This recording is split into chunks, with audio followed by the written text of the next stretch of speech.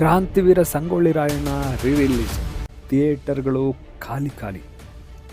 ದರ್ಶನ್ ನಟನೆಯ ಹಿಟ್ ಸಿನಿಮಾಗಳು ಒಂದೊಂದಾಗಿ ರಿಲೀಸ್ ಆಗುತ್ತಿವೆ. ರೇಣುಕಾಸ್ವಾಮಿ ಪ್ರಕರಣದಲ್ಲಿ ದರ್ಶನ್ ಸಂಕಷ್ಟಕ್ಕೆ ಸಿಲುಕಿದ ಮೇಲೆ 4-5 ಸಿನಿಮಾಗಳು ಮತ್ತೆ ತೆರೆಗೆ ಬಂದವು. ಆದರೆ ಎಲ್ಲದಕ್ಕೂ ಒಳ್ಳೆಯ ರೆಸ್ಪಾನ್ಸ್ ಸಿಗಲಿಲ್ಲ. ಶಾಸ್ತ್ರಿ, ಕರಿಯಾ ಹಾಗೂ ನವಗ್ರಹ ಚಿತ್ರಕ್ಕೆ ಅಭಿಮಾನಿಗಳು ಭವ್ಯ ಸ್ವಾಗತ ಕೋರಿದ್ದರು. ಆದರೆ ಪೊರ್ಕಿ, ರಾಬರ್ಟ್ ಚಿತ್ರಗಳು ರಿಲೀಸ್ ಆಗಿ ನಿರಾಸೆ ಮೂಡಿಸಿದ್ದವು.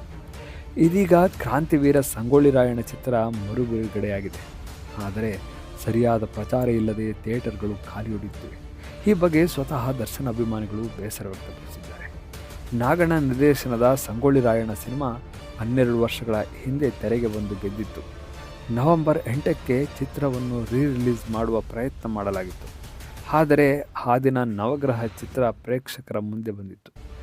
ಒಂದೇ ದಿನ 2 ಸಿನಿಮಾ ರಿಲೀಸ್ ಬೇಡ ಮುಂದೂಡಲಾಗಿತ್ತು. ಆದರೆ ಸರಿಯಾದ ಪ್ರಚಾರ ಇಲ್ಲದೆ ದಿಢೀರ್ ಸಿನಿಮಾ ತೆರೆಗೆ ತರಲಾಗಿದೆ. ರಾಜ್ಯದ ಕೆಲ ಚಿತ್ರಮಂದಿರಗಳಲ್ಲಿ ಕ್ರಾಂತಿವೀರ ಸಂಗೊಳ್ಳಿ ರಾಯಣ್ಣ ಪ್ರದರ್ಶನವಾಗುತ್ತಿದೆ. ಬೆಂಗಳೂರಿನ ಜೆಪಿ ನಗರದ ಸಿದ್ಧಲಿಂಗೇಶ್ವರ ಚಿತ್ರಮಂದಿರದಲ್ಲಿ ಬೆಳ್ಳಂಬೆಳಗ್ಗೆ ಪ್ರದರ್ಶನ ಶುರುವಾಗಿದೆ.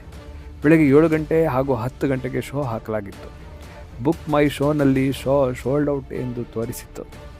ಆದರೆ ಬೆಳಗ್ಗೆ ಸಿನಿಮಾ ಪ್ರದರ್ಶನ ವೇಳೆ ಕೇವಲ 10-20 ಜನ ಮಾತ್ರ ಸಿನಿಮಾ ವೀಕ್ಷಿಸಿದ್ದಾರೆ. ಬುಕ್ ಮೈ ಶೋ ಬಗ್ಗೆ ದರ್ಶನ್ ಅಭಿಮಾನಿಗಳು ಆಕ್ರೋಶ ಹೊರಹಾಕಿದ್ದಾರೆ. ಟಿಕೆಟ್ ಎಲ್ಲ ಬುಕ್ ಆಗಿದೆ ಎಂದು ಅಭಿಮಾನಿಗಳು ದಿಕ್ಕು ತಪ್ಪಿಸಿದ್ದಾರೆ. ಇದು ಫೇಕ್ ಎಂದು ಬೇಸರ ವ್ಯಕ್ತಪಡಿಸಿದ್ದಾರೆ. ಯಾವುದೇ ಪ್ರಚಾರ ಮಾಡದೆ ಇದ್ದಕ್ಕಿದ್ದಂತೆ ಕ್ರಾಂತಿವೀರ ಸಂಗೊಳ್ಳಿ ರಾಯಣ್ಣ ಚಿತ್ರ ಬಿಡುಗಡೆ ಮಾಡಿದ್ದು ಸರಿಯಲ್ಲ ಎಂದು ವಿತರಕರ ವಿರುದ್ಧ ಅಸಮಾಧಾನ ವ್ಯಕ್ತಪಡಿಸಿದ್ದಾರೆ. ದರ್ಶನ್ ಸಿನಿಮಾಗಳು ಬಿಡುಗಡೆಯಾದರೆ ಸಿದ್ಧಲಿಂಗೇಶ್ವರ ಚಿತ್ರಮಂದಿರದಲ್ಲಿ ಅಭಿಮಾನಿಗಳ ಸಂಭ್ರಮಾಚರಣೆ ಜೋರಾಗಿರುತ್ತದೆ. ಆದರೆ ಕ್ರಾಂತಿವೀರ ಸಂಗೊಳ್ಳಿ ರಾಯಣ್ಣ ಚಿತ್ರ ಮರು ಬಿಡುಗಡೆಯಾಗಿದ್ದು ಬಹುತೇಕರಿಗೆ ಗೊತ್ತೇ ಇಲ್ಲ. ಇನ್ನು ಬುಕ್ ಮೈ ಶೋ ಬಗ್ಗೆಯೂ ಕೆಲವರಿಗೆ ಅನುಮಾನ ಮೂಡಿದೆ. ಪ್ರೇಕ್ಷಕರನ್ನು ಸೆಳೆಯಲು ಇಂಥ ಟ್ರಿಕ್ಸ್ ಬಳಸುತ್ತಿದ್ದಾರಾ ಎನ್ನುವ ಬೇಸರ ಕೂಡ ಕೆಲವರಲ್ಲಿದೆ.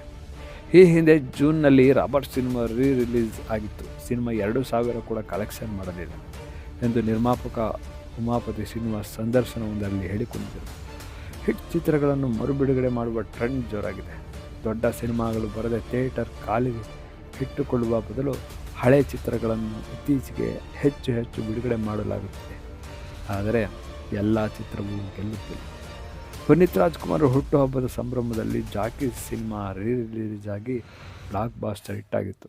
ಬಳಿಕ ಉಪೇಂದ್ರ ನಿರ್ದೇಶಿಸಿ ನಟಿಸಿದ ಹಾಗೂ ಉಪೇಂದ್ರ ಚಿತ್ರಗಳು ಮತ್ತೆ ತೆರೆಗೆ ಬಂದು ಅಭಿಮಾನಿಗಳನ್ನು ರಂಜಿಸಿತ್ತು.